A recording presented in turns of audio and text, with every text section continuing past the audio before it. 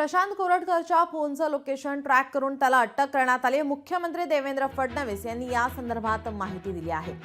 पुढील कारवाई पोलीस करणार असल्याचंही ते म्हणाले। तर शिवरायांचा अपमान खपवून घेणार नसल्याचं त्यांनी यावेळी सांगितलंय। कोरटकरवर कारवाई होणार असल्याचं आश्वासन मुख्यमंत्र्यांनी यावेळी दिलंय।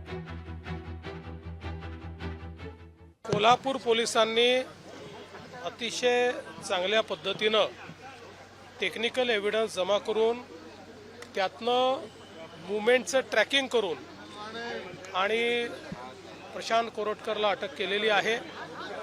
आता पुढची जी काही कारवाई आहे कायदेशीर ते पोलीस करतील।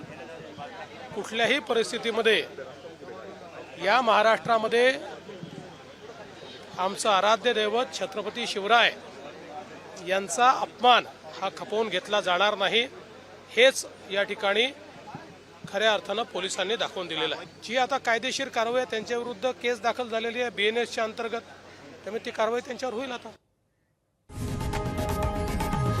लोकशाही मराठी ऐका, पहा, जागरूक रहा।